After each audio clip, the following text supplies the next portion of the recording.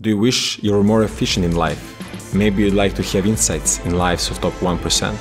Or perhaps you have questioned, how do the rich always get richer? The secret to it all are habits. It's true that we are creatures of our habits. Who we are is to a large extent defined by them. Routines define our character. Like gravity, they pull our behavior in a certain direction. But what are these habits that could lift us to new heights? Stay tuned and let's dive deeper into the psyche of the Stephen Covey. No one is really an objective observer. Everything we understand about the world is seen through our own paradigm. For instance, a person with negative paradigm will perceive getting lost in an unknown city as frustrating waste of time, while someone with more positive paradigm might see it as unexpected adventure. Since our paradigm is at the core of our character, shifting our paradigm is the key to making truly lasting changes. Only in this way we can change our subjective realities, and with them our character and destiny. This is why you need to reorganize and monitor your own paradigm. If you do not, you will live with the consequences. So which paradigms should you strive for? The most effective ones are one aligned with the larger universal principles like positivity and integrity. Attaining this kind of principle-based paradigm is exactly what these 7 habits are all about. What distinguishes humans from animals? One crucial difference is that animal is a slave to external stimuli and can only react to what is happening to them. Slaves to evolution, which is guiding their behavior. We humans, in contrast, can reflect on what is happening before responding, and we can even reprogram ourselves to respond in a specific desirable way. Now I want you to imagine, you're in the car, driving, somebody cuts you off, what would be your reaction? Be mad, tell them every curse there is, or perhaps you would just let them pass and wish them well. How you respond is your responsibility. You have the power to give meaning to anything. Reactive people could perceive the situation as stressful, resentful, while proactive, effective people can reflect on a situation before responding to it, and can even choose to be positive about it. And that is exactly what you want to do, and what effective people do. They are proactive. They choose to work on things within their control. Meanwhile, reactive people obsess over things they can't change, just like in the car example. The result is never-ending feeling of frustration.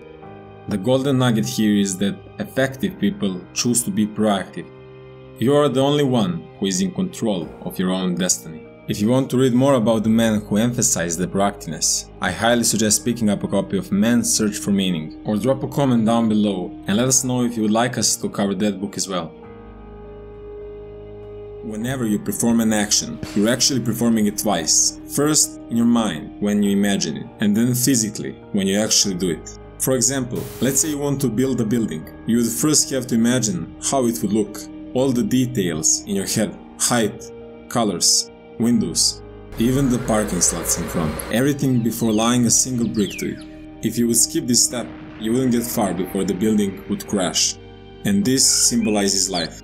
So whether at school, work, or at home, take time necessary to think of your outcome and your end result. As the saying goes, better to ask twice than to lose way once. It's much more productive to spend time planning an action and visualizing the desired outcome than just going without any direction. Remember, spending 5 minutes planning will save you 10 minutes working. Always begin with the end in mind. To get started with this habit, you could think about one upcoming project and write down exactly what you desire, what steps you will take to attain those results. But beginning with the end in mind isn't just for little projects. You should have a clear vision of your large life goals. What do you want to become? Experience. Be remembered as. Because life isn't much different than just one very big, ongoing project. The better you plan for it, the better results you'll have. Now that you have a crystal clear vision of your life, how can you proactively take charge and make it into your reality? Simply by living it day in and day out. Of course, this is easier said than done, and it demands a good time management skills.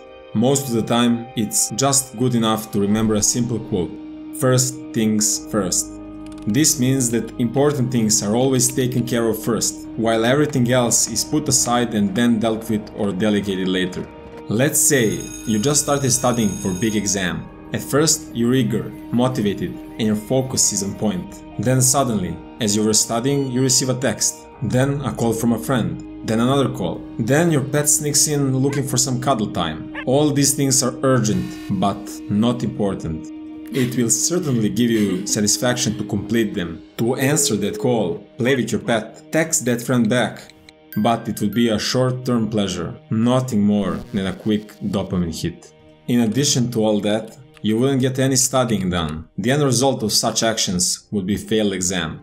On the other hand, effective people know how to put important things first. They ruthlessly kill all distractions. As a result of such behavior, in the long term, doing the hard stuff will bring them lasting fulfillment. So remember, put first things first. Do what's important, not urgent. When you interact with someone, what kind of outcome do you usually look for? Most people worldwide are trapped in strong win-lose paradigm. This means they see every interaction as some kind of competition, where they need to fight the other person for a bigger slice of the pie. Or in other words, if others win, they lose. But this win-lose mentality comes with a price. Usually, after a bitter fight, both parties end up losing. Meanwhile, the dog gets the entire pie, which was knocked down to the floor while they were fighting. End result is lose-lose. Furthermore, even if you win short-term, it is impossible for a long-term positive relationship to form between two people who are constantly in competition with each other. But as always, there is an alternative solution. The solution to think win-win. If you think win-win, you'll find yourself building lots of positive relationships, because each and every interaction strengthens the bond between you, rather than destroying it. In order to achieve this, it is necessary to keep communicating until the solution is found that is a win for both parties involved.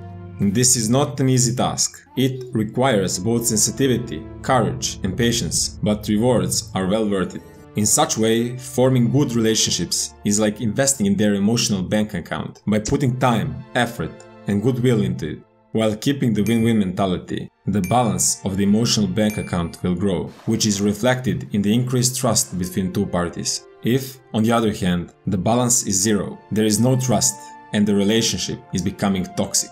Every word said could result in explosive conflict, which is often the case. So how to make investments in emotional bank accounts? First, always keep a promise. Second, be explicit about what you expect of others. And third, be sensitive to their needs. If you do just these few things, your emotional bank account will skyrocket. And as a result, relationships will flourish. This is a big one. Think win-win. For the next habit, I want you to imagine needing to go to the doctor's office and having the doctor listen for just the first few seconds of your problem before announcing, "I have heard enough," and handing you a bunch of pills. Or what if optician gave you his own glasses without even bothering to check your eyesight, claiming that since he can see fine with them, they should also work for you too. You probably wouldn't put much trust in their advice. If this sounds insane, just ask yourself, how many mindless interactions did you have today without truly listening to others? Do you ever catch yourself cutting your friends off and coming up with quick solution to their problems without them even asking for it? If you ever want to become truly respected listener, which others admire, you need to develop the skill of empathic listening. This demands the change of paradigm from "I'm listening until it's my time to speak" to instead "I'm listening so that I can really start to understand the person in front of me."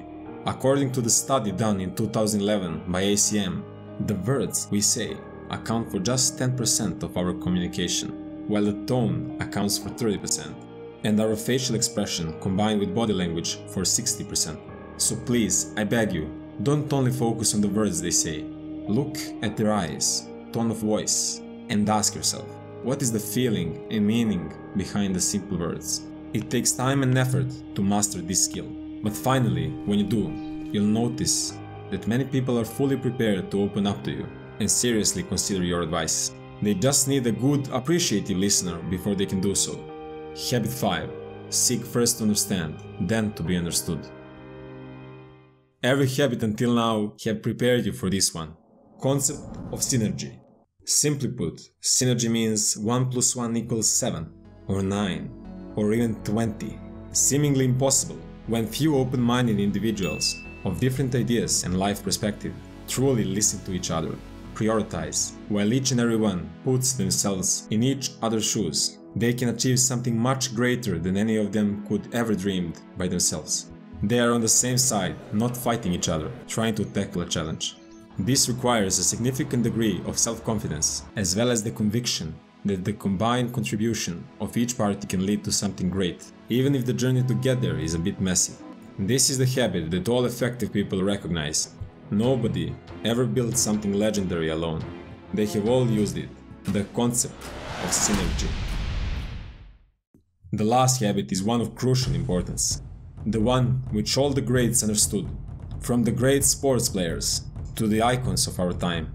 You must never stop improving. Always polish your craft. Constantly reinforce what you have learned. Buy a new book. Look up more educational clips. Persist until the habits are formed. As a famous saying goes, Rome wasn't built in a single day. If you fail to do this, no change will be lasting. No habit will be formed. Nothing works until you put in the work. Habit 7. Sharpen the saw if you want to keep sawing. Listen, these habits are not some bullshit quick fix ideas. They are only foundations for your success.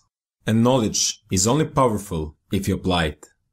To make sure you can apply this, we made a completely free PDF workbook with exercises for each habit, to make sure that ones who are truly willing to put in the work can master these habits. If you're the type that is truly dedicated to succeed, join us and become part of Paradigm Shift Tribe, and let's start this journey together.